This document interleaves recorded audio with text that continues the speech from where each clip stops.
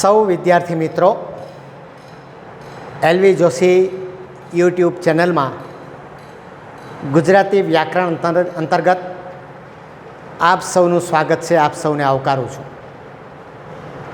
મિત્રો, આપ જાણો છો કે ગુજરાતી વ્યાકરણ વિહારમાં આપણે છંદો મંજરીના શીર્ષક નીચે છંદને સમજવાનો પ્રયાસ કરી રહ્યા છીએ.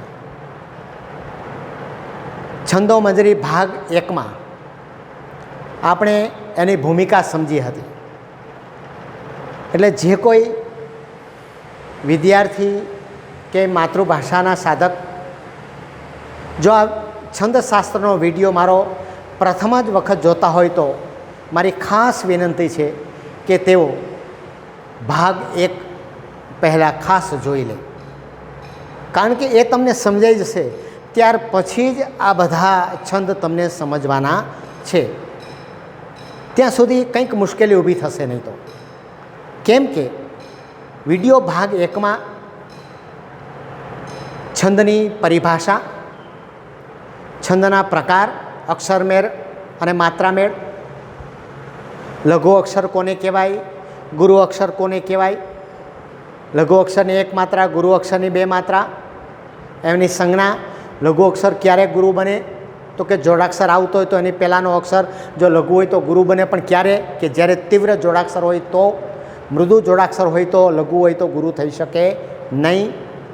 એવી રીતે તીવ્ર અનુસ્વાર હોય અને તીવ્ર વિસર્ગ હોય તો એની 2 માત્રા થશે, પણ મૃદુ એ વિસર્ગ અને મૃદુ અનુસ્વાર હશે તો એની 1 જ માત્રા રહેશે.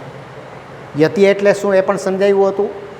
ગણ એટલે શું, ગણ કેટલા છે, 8 છે, એનું ગણનું સૂત્ર શું છે, યમા તારા જબાન સલગા, ઉદાહરણ સાથે આ બધું સમજાવેલ છે. અને હવે આપણે સીધા જ એ છંદ તરફ જઈએ છીએ અને સૌ પ્રથમ આપણે અક્ષરમેળ છંદ શીખવાના છીએ. મિત્રો, અગાઉ પણ મેં વાત કરી હતી, ફરી એકવાર વાત કરી રહ્યો છું. ક્યારેય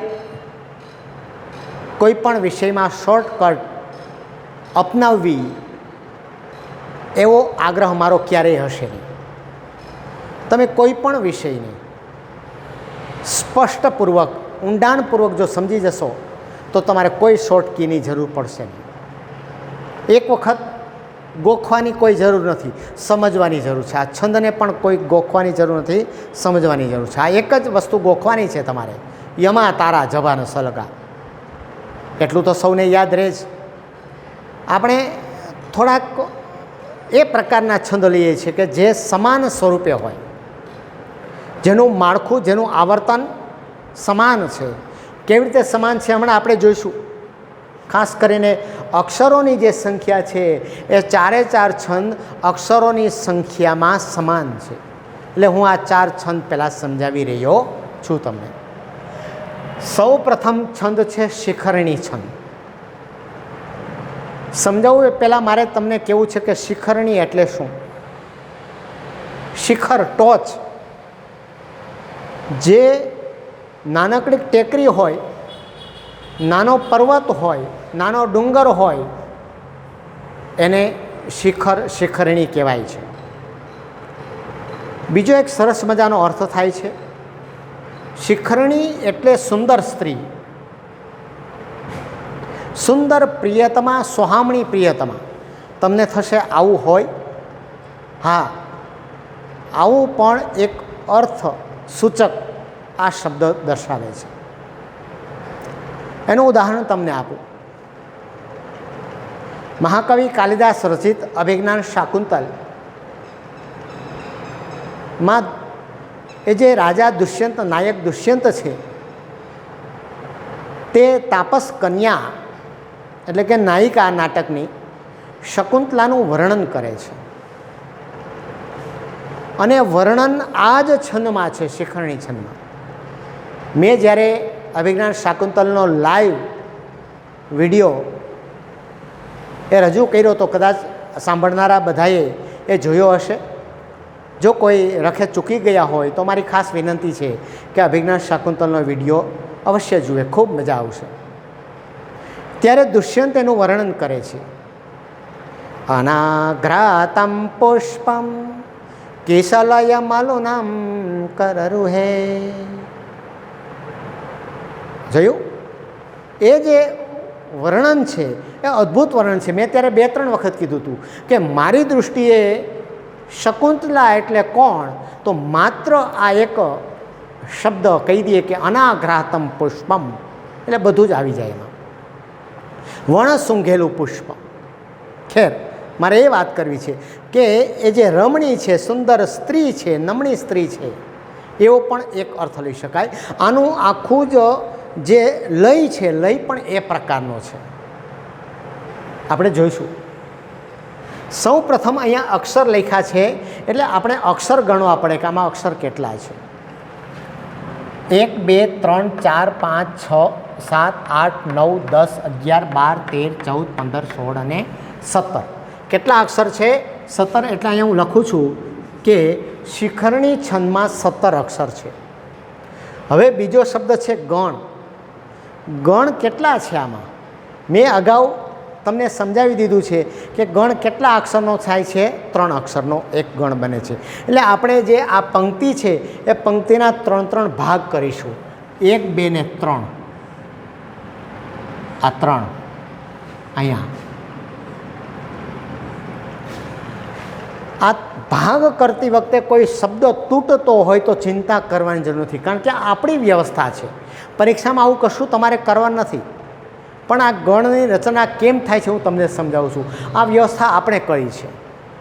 એટલે આ ઊભી લીટી કરવાથી કોઈ શબ્દ તૂટતો હોય તો કોઈ ચિંતા નહીં કરતા. બીજું, મેં જો સહેતુક બધા અક્ષરોને જુદા લખ્યા છે જેથી કરીને આપણે લઘુગુરુ સારી રીતે મૂકી શકીએ. હવે આપણે લઘુગુરુની નિશાની મૂકવી છે. મેં તમને સમજાવી દીધું છે અને અહીંયા ફરીવાર લખું છું કે ક રસ્વ કી અને કુ અને ક્રુ, આ 4 વર્ણ એટલે કે અ હોય, ક હોય, લ હોય, પ હોય કે જ હોય, કોઈ પણ સ્વર હોય કે કોઈ પણ વ્યંજન હોય, આ 4 જેવા હશે એ બધા લઘુ છે ને બાકીના બધા ગુરુ છે. બાકીના ગુરુ ક્યાં વૈધા? તો કે કા, કને દીર્ઘાય કી, પછી કે, કઈ, કો, કૌ, બસ એટલા, અને કુ દીર્ઘ. આ બધા શું છે? દીર્ઘ છે, એટલે ગુરુ છે. આ લઘુ અને ગુરુ યાદ રાખજો. હવે આપણે સમજીએ છીએ. પહેલી વખત પહેલો જે છંદ છે હું તમને નિરાતે સમજાવીશ, પછી આપણી ગતિ થોડીક આગળ વધશે, કારણ કે શરૂઆતમાં મારે તમને બરાબર સમજાવવું છે. હ છે, લઘુ છે કે ગુરુ? તમે તરત કહેશો કે સાહેબ ગુરુ છે. ગુરુ હોય તો ઉપર લીટી શું કરવાની? આ લઘુ હોય તો ઉપર લીટી શું કરવાની? આમ. હ છે, ક છે, શું છે? લઘુ. આ પણ લઘુ છે એટલે આપણે નિશાની આ કરી. હણો આમાં નથી, 4માંથી એક હણો. કો નથી એટલે આ શું થશે? ગુરુ. ઓ ગુરુ. ના પણ નથી અહીંયા એટલે એ પણ ગુરુ થશે. હવે પા એ પણ ગુરુ થશે. આ છે એટલે પી દીર્ઘઈ એ પણ ગુરુ થશે. અને ને છે એ પણ ગુરુ થશે. તમારે અહીંયા જોવાની છૂટ છે. આ 4 વર્ણ અંતર્ગત કાંઈ પણ આવતું હોય તો એ લઘુ છે, બાકીના બધા ગુરુ છે. હવે દ્વિ, જો બરાબર સમજજો. દ્વિ લઘુ થશે કે ગુરુ? મૂંઝાતા નહીં, કારણ કે મેં જોડાક્ષરનું કાંઈ કીધું નથી. મેં તો શું કીધું હતું? જોડાક્ષર પહેલાંનો અક્ષર. હવે પહેલાંનો અક્ષર અહીંયા લાગુ ન પડે હો, ધ્યાન રાખજો. આ તો સ્વતંત્ર શબ્દ છે દ્વિગુણ. એમાં દ્વિ પહેલાં બોલાય છે તો એની પહેલાં કાંઈ છે જ નહીં, કોઈ શબ્દ જ નથી. એ શબ્દની વાત છે. તો દ્વિ રસ્વાય છે એટલે આને આપણે લઘુ કરીશું. ગને રસ્વ ગુ છે એટલે લઘુ કરીશું. અને અહીંયા પણ હણ છે એટલે લઘુ કરીશું. બ ન શેમાં, બ ને નમાં બેમાં લઘુ અને શેમાં શું થશે? ગુરુ થશે. પા ગુરુ થશે, પ લઘુ થશે, અને જ લઘુ થશે, અને ગ લઘુ થશે, અને ના ગુરુ થશે. ન હોય તો એ છેલ્લો તો ગુરુ કરી જ દેવાનો છે, કારણ કે મેં નિયમ કીધો છે કે ચરણાંતે હંમેશા ગુરુ હોય. આ કોની પંક્તિ છે? સુંદરમની છે. શું? હણોના પાપીને દ્વિગુણ બનશે પાપ જગના. ત્રિભુવનદાસ લુહારની આ પંક્તિ છે સુંદરમ. એટલે સાથે સાથે હેતુ એ પણ મારો છે કે સાહિત્યને પણ થોડું થોડું આપણે જાણતા જઈશું જ્યાં શક્ય સંભવ હશે ત્યાં સુધી. બરાબર છે. હવે તમારે એ જોવાનું છે કે લઘુ ગુરુ ને ગુરુ, અહીંયા મેં યમા તારા જભાન સલગા આ જે ગણસૂત્ર છે એનું આ કોષ્ટક છે, કોષ્ટકમાં જોઈને મને તમે કહો કે પેલો લઘુ અને બીજા બે ગુરુ હોય તો કયો ગણ કહેવાય. પેલો લઘુ ક્યાં છે? અહીંયા છે પેલો લઘુ, અને બીજા બે ગુરુ હોય તો કયો ગણ કહેવાય? ય ગણ કહેવાય. એટલે અહીંયા હું શું લખું છું? પેલો ગણ કયો છે? ય છે. હવે ત્રણેય ગુરુ હોય તો ગોતી લ્યો ક્યાં છે? તો તમે કહેશો કે સાહેબ અહીંયા છે ત્રણેય ગુરુ, એટલે કયો ગણ થયો? તો કે મ. તો અહીંયા મારે મ લખવો પડે. ત્રણેય લઘુ અહીંયા મૂક્યા છે તો ત્રણેય લઘુ હોય તો કયો ગણ છે? તો કે ન છે, તો અહીંયા ન મૂકવો પડે. પછી પહેલાં બે લઘુને બીજા બે, પહેલાં બે લઘુને ત્રીજો ગુરુ એવું જુઓ જોઈએ ક્યાં છે? તો કે અહીંયા છે પહેલાં બે લઘુને ગુરુ સ, તો આ સ છે. હવે પહેલો ગુરુ ને બીજા બે લઘુ અહીંયા છે, પહેલો ગુરુ અને બીજા બે લઘુ ભ ગણ, એટલે અહીંયા હું શું લખીશ? ભ. હવે ત્રણ અક્ષર તો નથી, બે જ અક્ષર, કાં તો છેલ્લે એક અક્ષર વધે, કાં તો બે વધે, કાં તો ત્રણ વધે નહીં. કારણ કે ત્રણ વધે તો શું થઈ જાય? એ પાછો ગણ થઈ જાય. કાં તો એકેય ન વધે, કાં એક વધે, કાં તો બે વધે. અહીંયા બે વધ્યા છે એટલે આ લ છે એટલે લ કરવાનો, અને આ ગુરુ છે એટલે ગા કરવાનું. એટલે ગણ રચના શું થઈ? યમ ન સભ લ ગા. કોઈ પૂછે કે શિખરણી છંદની ગણ રચના શું? તો તમારે કહેવાનું યમ ન સભ લ ગા. હવે આવે છે યતિ. યતિ કેમ નક્કી કરવાનું? તો કે યતિ બે ત્રણ રીતે નક્કી થાય. એક તો અલ્પવિરામ, હણો હણોના પાપીને અહીંયા અટકા, દ્વિગુણ બનશે પાપ જગના. અહીંયા એક જ વાર અટકીએ છીએ. કેટલા અક્ષરે? તો કે 6 અક્ષરે. એક એ રીત છે.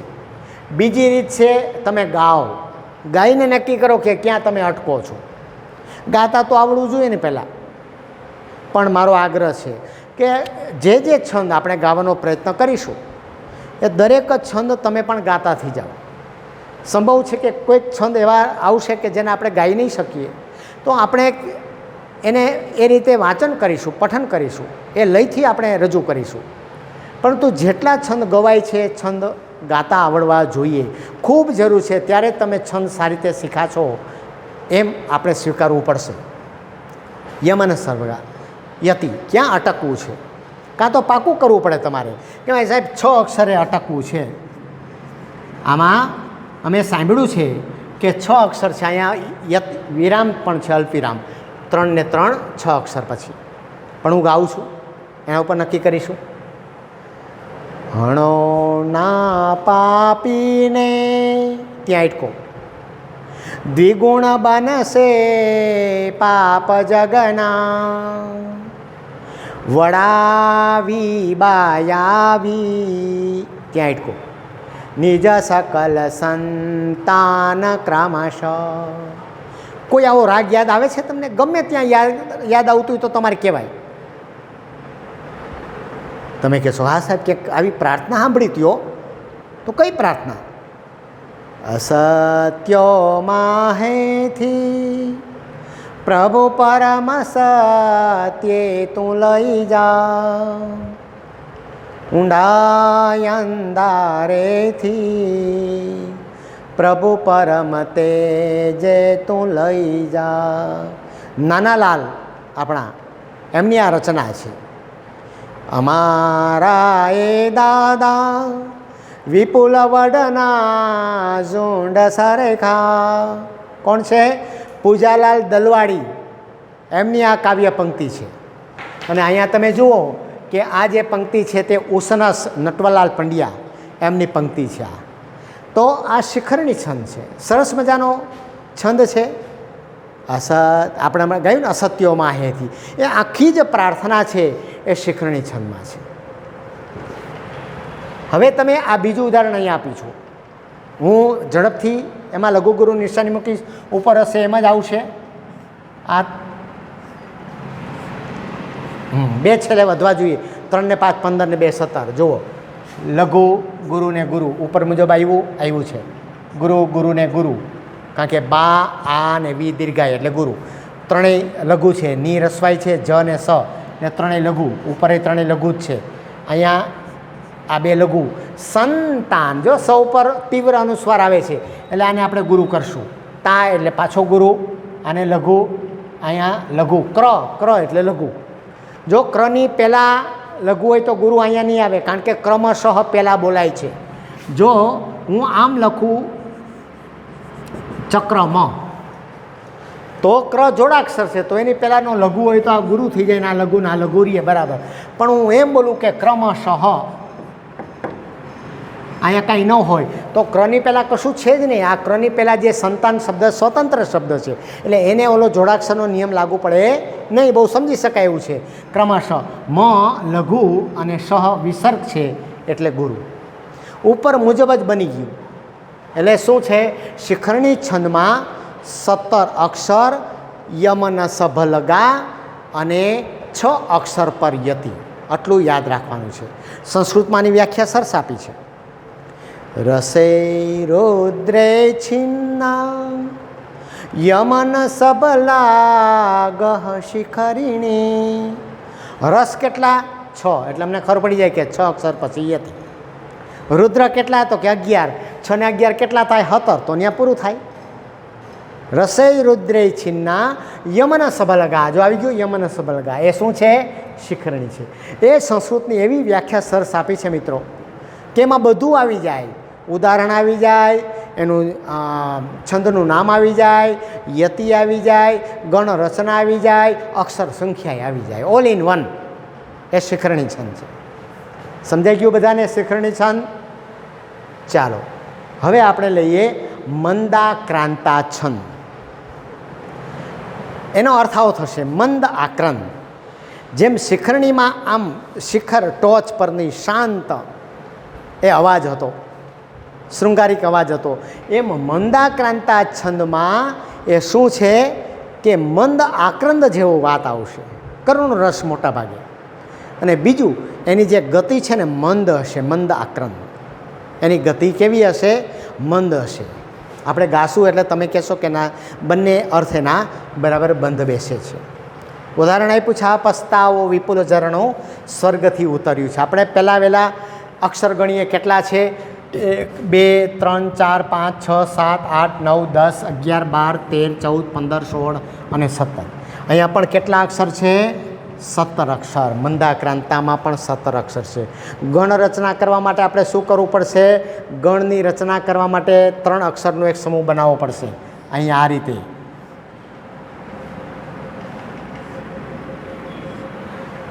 જો તમે આ ઉદાહરણને લઘુ ગુરુની નિશાની મૂકતા આવડી ગઈ તો તમને બધા જ શબ્દોને મૂકતા આવડી જશે, કારણ કે આમાં અઘરામાં અઘરા શબ્દો છે.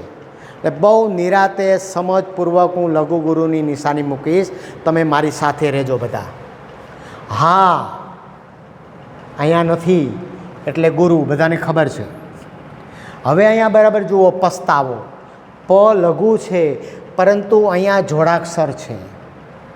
મેં કીધું હતું કે જોડાક્ષર આવે તો એની પહેલાંનો અક્ષર લઘુ હોય તો ગુરુ થાય. ક્યારે? તીવ્ર હોય તો. આ તીવ્ર જ છે. પસ્તાવો, પ ઉપર ભાર આવે છે, થડકો આવે છે, એટલે પ શું થઈ જશે? લઘુ હોવા છતાંય ગુરુ થઈ જશે. અનેસ્તામાં તા છે, આકારાંત છે, એટલે એ પણ ગુરુ થશે. હવે આગળ વો ગુરુ, વી રસ્વઈ છે એટલે લઘુ, પ ને રસવાળું પૂ છે એટલે લઘુ. અહીંયા લઘુ. લ ખાલી છે, જ ને ર ત્રણેયમાં શું આવશે? લઘુ, લઘુ ને લઘુ. હણું લઘુ આવે પણ ગુરુ એટલા માટે થશે માથે અનુસ્વાર છે, ઝરણું એમ બોલીએ છીએ એટલે ગુરુ. સ્વર્ગથી, સ્વર્ગ, સ્વર્ગ આ જોડાક્ષર છે, આ પણ જોડાક્ષર છે. જ્યારે આ જોડાક્ષર બોલી છે ત્યારે સ્વ ઉપર ભાર આવે છે. સ્વર્ગ, સ્વ ઉપર ભાર આવતો હોવાથી આ ગુરુ છે.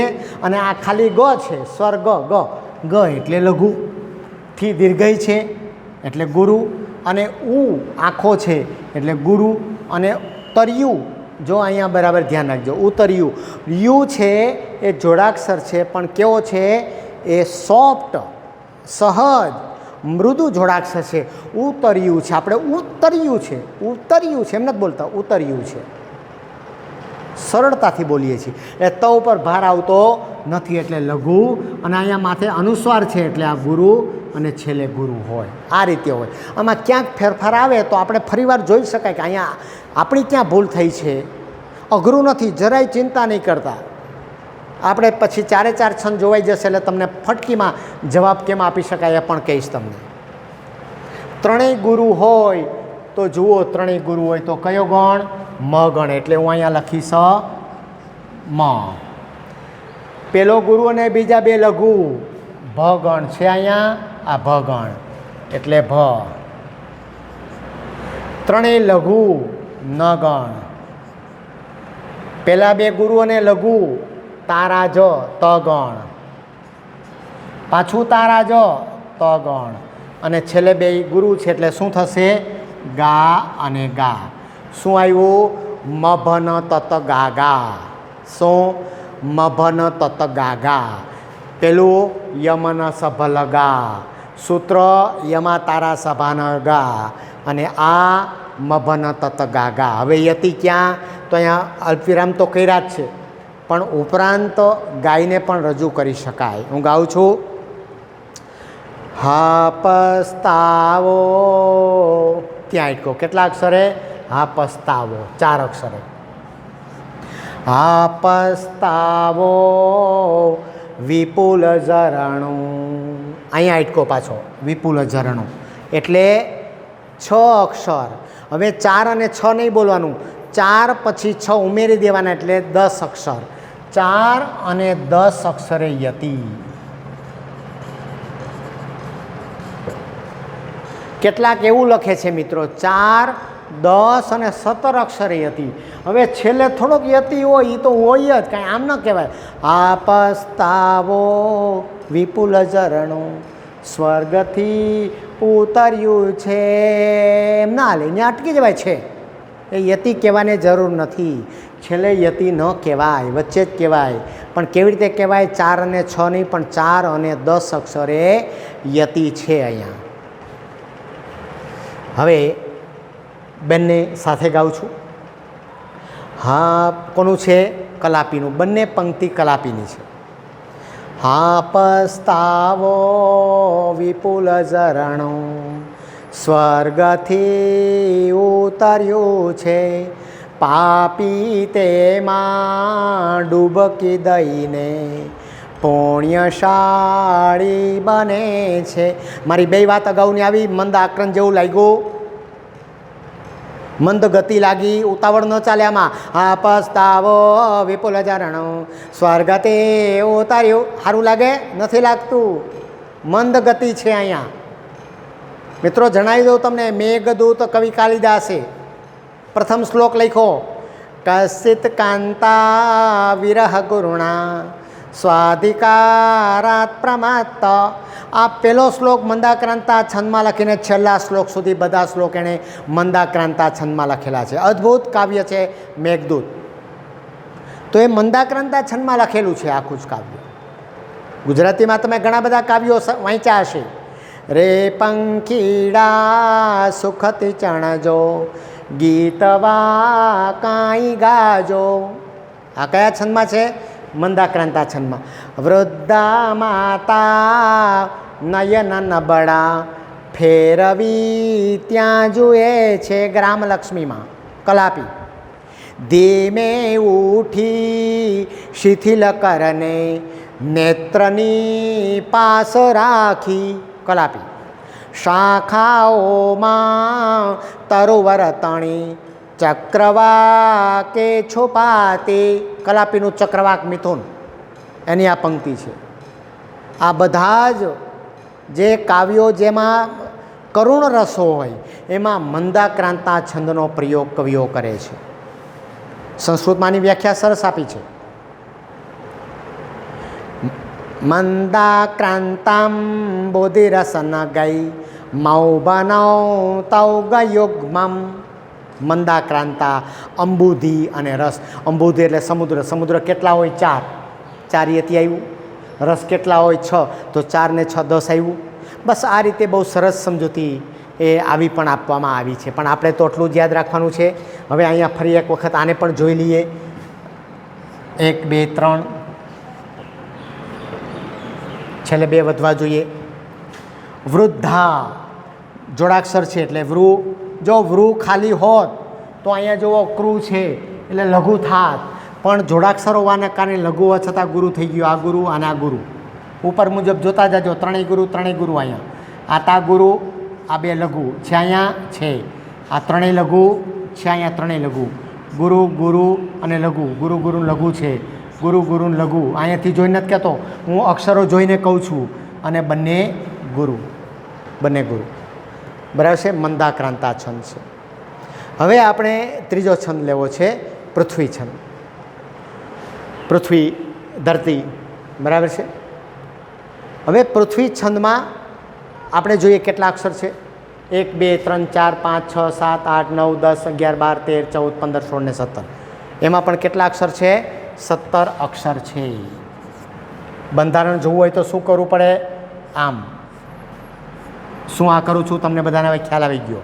લઘુ ગુરુ નિશાની મૂકી દઉં. પ્રિ રસ્વ છે એટલે શું થશે? લઘુ રસ્વ છે. જોડાક્ષર ભલે રહ્યો પણ રસ્વ છે. જો આમ શબ્દ હોત અપ્રિય, અથવા આપણે અપ્રિય નથી લખવું, આપણે એમ લખીએ સુપ્રિયા, આવું હોત તો યા તો ગુરુ જ છે એટલે ગુરુ મૂકીએ. પ્રિ રસ્વ છે એટલે લઘુ, પણ આ જોડાક્ષર છે એટલે આ લઘુ હોવા છતાં ગુરુ થઈ જશે આગળ. પણ અહીંયા નહીં થાય. બરાબર છે. પ્રિ, કારણ કે આગળ કાંઈ છે જ નહીં. પ્રિ પોતે રસ્વ છે એટલે લઘુ. આ ગુરુ, આ લઘુ, લઘુ લઘુ અને તે ગુરુ. ધ લઘુ પણ રૂ માથે અનુસ્વાર છે એટલે ગુરુ. આ ધ વ લ ત્રણેય લઘુ. સ્વ, સ્વચ્છ એવો શબ્દ છે, સ્વચ્છ. તો આ જોડાક્ષર હોવાને કારણે સ્વ ઉપર ભાર આવે છે એટલે આ ગુરુ, અને છ પોતે સ્વતંત્ર અકારણ છે એટલે લઘુ. આ ગુરુ અને લઘુ અને ગુરુ. કોની પંક્તિ છે? બક ઠાકોરની. બળવંતરાય કલ્યાણજી ઠાકોર. મોટાભાગે સોનેટ લખ્યા છે તેમણે પૃથ્વી છંદમાં લખેલા છે. ભરાવદાર મૂછો તમે જુઓ તો. બરાબર છે. એ બક ઠાકોર. ધમાલ ન કરો જરાય નહીં ને એના ભીના થશે. એ કોની પંક્તિ છે? રામનારાયણ વિશ્વનાથ પાઠક, રાવી પાઠક. હવે આપણે જોઈએ પેલો લઘુ અને ત્રીજો લઘુ વચ્ચેનો ગુરુ હોય તો કેવી નિશાની છે? શું છે? જભાનો. ક્યાં છે? આર્યું. તો અહીંયા કયો ગણ લખશું આપણે? જ ગણ. પછી પેલા 2 લઘુને ગુરુ તો જુઓ સગણ. પેલા 2 લઘુને ગુરુ તો જ સ. પાછું અહીંયા આવ્યું એવું જ આવ્યું એટલે પાછો જ. અહીંયા આવ્યું એવું અહીંયા આવ્યું, 2 લઘુને 1 ગુરુ એટલે પાછો જ. પછી શું છે? ય માતા. પેલો લઘુને બીજા 2 ગુરુ, પેલો લઘુને બીજા 2 ગુરુ. કયો ગણ? ય ગણ. અને પછી છેલ્લે લ અને ગા એટલે લગા. શું આવ્યું? જસ જસ ય લગા. શું આવ્યું? જસ જસ ય લગા. યમન સબલગા, મબન તત ગાગા અને જસ જસ ય લગા. 17 અક્ષર. યતિ ક્યાં છે? પ્રિય તુજ લટે ધરું. 2 4 6 ને 8 અક્ષરે યતિ. 8 અક્ષરે યતિ. આને આ રીતે રજૂ કરું છું, ગાન સ્વરૂપે ન રજૂ કરતા. પ્રિય તુજ લટે ધરું, ધવલ સ્વચ્છ આ મોગરો, ધમાલ ન કરો જરાય નહીં નેન ભીના થશે. ભમો ભરતખંડમાં સકળ ભૌમ ખૂંદી વળી. કોનું છે આ? ચંચી મહેતા, ચંદ્રવદન ચિમનલાલ મહેતા. ભમો ભરતખંડમાં સકળ ભૌમ ખૂંદી વળી, જશે દિવસ દોહિયલા. શું કહે છે? કોણ? બોટાદકર કહે છે. જશે દિવસ દોહિયલા, વિષય કાળ વીતી જશે, વિષય કાળ વીતી જશે. દામોદરદાસ ખુશાલદાસ બોટાદકર, એમની આ પંક્તિ છે. બરાબર છે. તો એ કયો છંદ છે? પૃથ્વી છંદ આપણે જોયો. હવે આજના આ અભ્યાસમાં આપણે છેલ્લો છંદ જોઈએ, હરિણી છંદ. હરિણી છે હરણનું સ્ત્રીલિંગ. આપણે કેટલાક હરણનું સ્ત્રીલિંગ શું કરે છે? હૈણી. કેટલાક વળી કે હૈણકી. આ હૈણકી ક્યાંથી આવી ખબર નથી પડતી. શબ્દ સાચો શું છે? હરિણી. રીમાં રસ્વ હણી દીર્ઘઈ, શિખરણી જોવો રી રસ્વ હણી દીર્ઘઈ, ઈની પ્રત્યે લાગ્યો છે. સ્ત્રીલિંગમાં ઈની પ્રત્યે લાગે તો એ રસ્વ હોય, ની દીર્ઘ હોય, એ આપણે જોડણીના અભ્યાસમાં આપણે શીખી ગયા છીએ. હરિણી જેમ કૂદકા મારતી હોય એ પ્રકારનું આનું આવર્તન છે, આનું બંધારણ છે, એટલે આ છંદને હરિણી કહેવામાં આવી છે. મુખ મરકતું માનું જેના સ્વરે ઘર ગુંજતું. હવે જોઈએ આપણે કેટલા અક્ષર છે. 2 4 ને 2 6 ને 2 8 9 10 12 14 ને 3 17 અક્ષર. અહીંયા પણ કેટલા છે? 17 અક્ષર છે. હવે આપણે ગણ રચના કરીએ. 1 2 3. અહીંયા મિત્રો મારે અહીંયા તમને સમજાવું છે. મુખ મરકતું માનું જેના. હવે મેં એક જગ્યાએ ઘણી ચોપડીઓમાં આવું વાંચ્યું છે, માનું જના. હવે માનું જો અહીંયા હું શું મૂકું છું હવે જોઈએ. આપણે પહેલાં જોઈએ આ મૂ રસ્વ છે એટલે આ લઘુ લઘુ લઘુ લઘુ લઘુ. તું લઘુ થાય પણ માથે અનુસ્વાર છે એટલે આને આપણે ગુરુ કરશું. માં ગુરુ કરશું. નું લઘુ છે પણ અનુસ્વાર છે એટલે ગુરુ કરશું. જે ગુરુ કરશું. ના ગુરુ. સ્વ લઘુ. રે ગુરુ. ઘર ગુરુ. ગુ ઉપર અનુસ્વાર છે એટલે ગુરુ. જ લઘુ અને તું ગુરુ. છેલ્લો તો ગુરુ જ હોય. બરાબર છે. હવે જુઓ ત્રણેય લઘુ હોય તો શું આવે? ત્રણેય લઘુ હોય તો કે ન શું આવે? ન સ લ એટલે ન ગણ આવે. એટલે હું અહીંયા ન મૂકું છું. પછી પહેલાં 2 લઘુ ને ગુરુ આવે તો સ લગા, તમે ત્યાં જોઈ શકો છો, એટલે સ ગણ. ત્રણેય ગુરુ હોય તો વારંવાર આપણે આવી ગયો છે આ શબ્દ મ ગણ માતારા. પછી આ કોષ્ટક તમારે જોવાની જરૂર નથી, મોઢે આવડી જવું જોઈએ. ન સ મ. પછી પહેલો ગુરુ અને ત્રીજો ગુરુ વચ્ચેનો લઘુ હોય તો કે રાજભા ર ગણ. ન સ મ ર. પછી સલગા. પહેલાં 2 લઘુ ને ગુરુ હોય તો સ અને લઘુ અને ગુરુ એટલે લ અને ગા. શું આવ્યું? ન સ મ ર સ લ ગા. શું આવ્યું? શિખરણી યમન સબલગા મંદાક્રાંતા મબન તત ગા ગા. પૃથ્વી જસ જસ યલગા. હરિણી નસ મરસ લગા. આ જોયું. યતિ ક્યાં આવે છે? મુખ મરકતું 6 અને 10 અક્ષરી યતિ.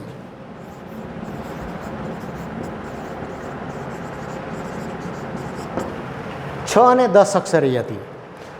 હવે હું આનું પઠન કરું છું.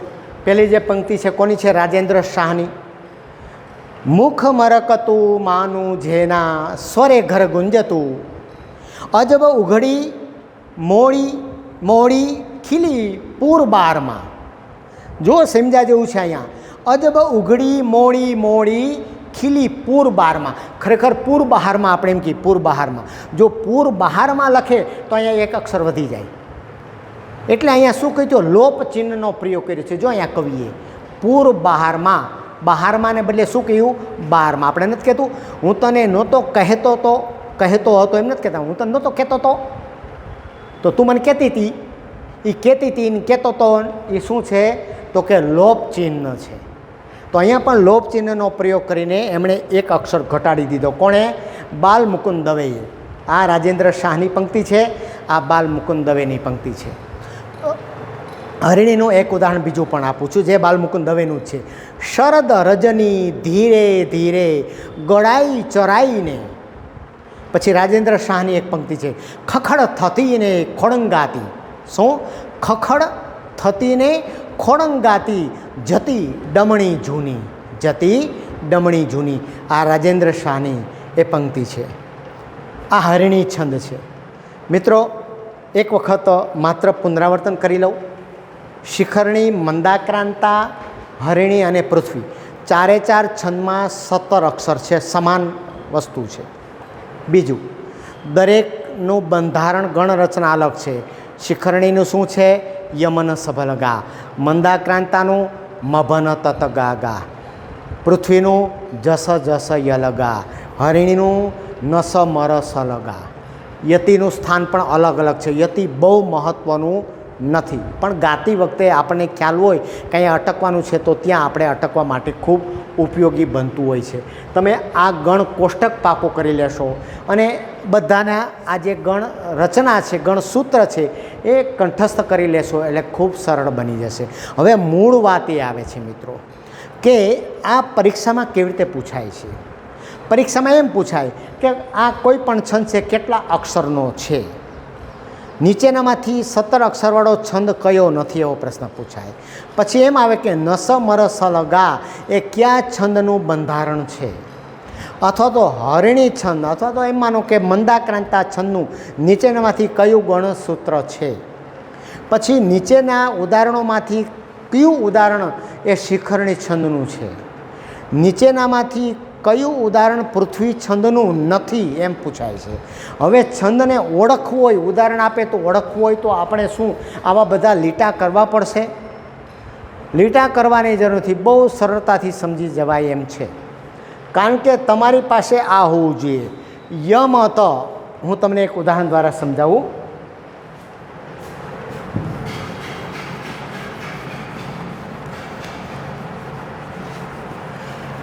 તમારે આજે પેલું ગણ રચના છે તમારે યાદ રાખવાની છે. આ બધામાં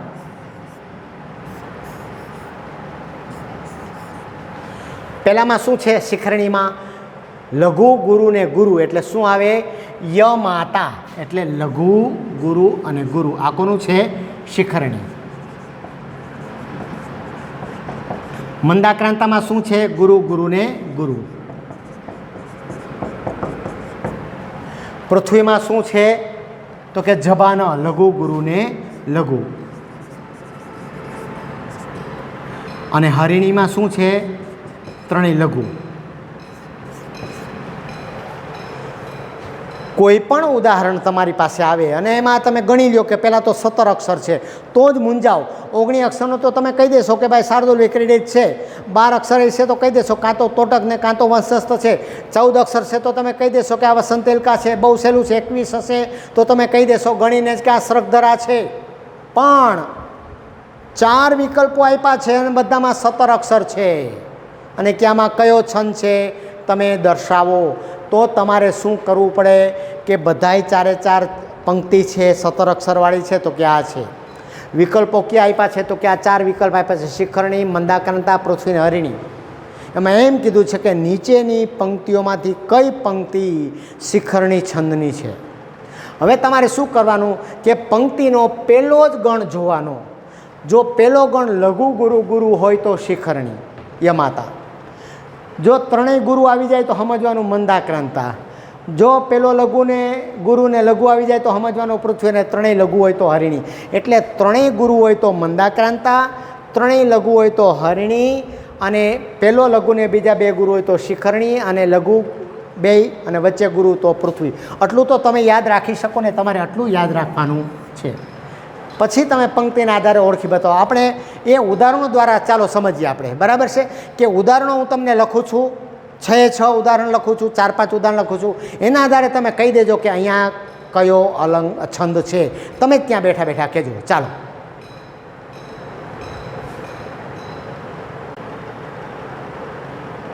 મિત્રો, તમને પૂછાય પરીક્ષામાં આવું પૂછાય કે પહેલી પંક્તિ છે ભમો ભરતખંડમાં સકળ ભૌમ ખૂંદી વળી, અને પૂછે કે આ કયો છંદ છે. તો મેં આપણે શીખ્યા છીએ બધી ગણ રચના કરવાની જરૂર નથી. માત્ર 3 અક્ષર મૂકો તમે, અને ધ્યાન અહીંયા રાખજો. 3 અક્ષર મૂકીને ત્યાં બેઠા બેઠા ફટાફટ કહી દેજો કે આ કયો છંદ છે. તમે લઘુ ગુરુ ને લઘુ કયો છંદ છે? ફટાફટ પૃથ્વી છંદ. તો અહીંયા સીધું આપણે પૃથ્વી છંદ લખી નાખશું. બરાબર. એ જ રીતે આમાં 3 જ લખું છું ને સામે બરાબર ધ્યાન રાખજો. ગુરુ ને ગુરુ ગુરુ કયો? મંદાક્રાંતા છંદ. તરત જ ખ્યાલ આવી જાય કે આ મંદાક્રાંતા છંદ છે. લઘુ સૌ ઉપર અનુસ્વાર છે એટલે ગુરુ અને લઘુ. લઘુ ગુરુ લઘુ હોય તો શું છે? તો કે પૃથ્વી છંદ છે. હવે ત્રણેય લઘુ આવે બરાબર કહેતા જાઓ. કયું આવશે? હરિણી. ત્રણેય લઘુ. લઘુ ગુરુ ને ગુરુ આવે તો શું આવે? શિખરિણી. જોવો જી, કાંઈ વાર લાગી?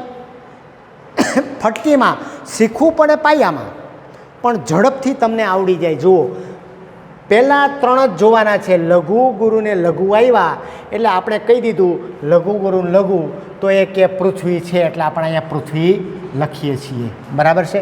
પછી 3 ગુરુ આવ્યા એટલે આપણે કહી દીધું કે આ કયો છે, તો કે મંદાક્રાંતા છંદ છે.